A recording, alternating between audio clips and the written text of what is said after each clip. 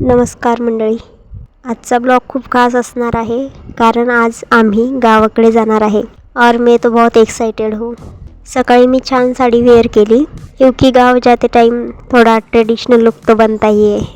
त्यानंतर मग आम्ही निघालो 8 वाजता आणि बघा रस्त्याला किती गर्दी आहे. नंतर थोड्या वेळात सुप्यामध्ये पोचलो आणि मग वाटले की घरी जाताना काहीतरी खायला घेऊन जावं. तो हम सीधे बेकरी में घुस गए आणि तिथून खारी घेतली. और मैं आपको एक सीक्रेट बात बताऊं, ये खारी तो मुझे बहुत पसंद है. पुढे आम्ही एक शॉर्टकट घेतला, पण बघा असे वाटत होते की कुठल्या वाळवंटातच आलोय. नंतर आम्ही हायवेला लागलो. थोडा वेळ प्रवास करून गावाकडे आलो. बँकेची सर्व कामे कंप्लीट केली व निघालो घरी जायला. हा बघा गावाकडचा रस्ता आहे, खूप खराब आहे पर क्या करे, गाव का रस्ता है, ॲडजस्ट तो करना ही पडेगा. घरी जाताना आम्हाला अचानक 2 हरणी दिसल्या.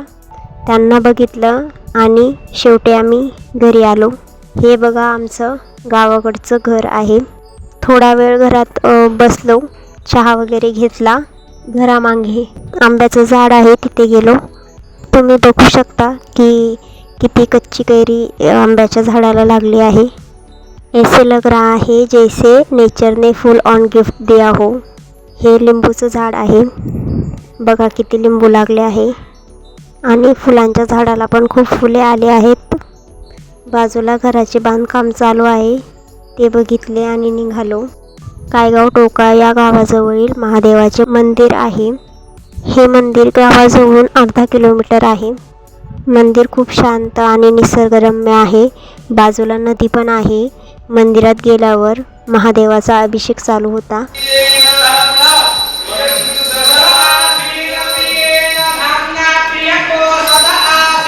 आम्ही दर्शन घेतले और सच में दिल को तो बहुत सुकून मिला.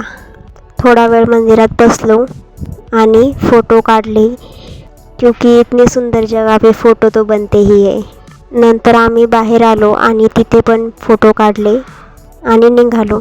थोडं पुढे गेल्यावर आम्ही हा रानमेवा घेतला. वैसे इसे तुम्हारे यहाँ क्या बोलते हैं, कमेंट में ज़रूर बताना. त्यानंतर खरबूज घेतले, आंबे पण घेतले. आम्हाला 250 रुपये किलो मिळाले. आम तो बहुत महंगा था पर ठीक है. त्यानंतर हा मिक्स फ्रूट ज्यूस घेतला. शेवटी आईस्क्रीम पण खाल्ली. और अब तो पूरा दिन परफेक्ट लग रहा है. हा व्ह्यू बघा किती छान आहे. घरी जायला आम्हाला रात्रीचे 8 वाजले. तर मग कसा वाटला तुम्हाला आजचा ब्लॉग कमेंटमध्ये नक्की सांगा. लाईक करा, शेअर करा, सबस्क्राईब करायला विसरू नका. मिलते हैं फिर नेक्स्ट ब्लॉग में.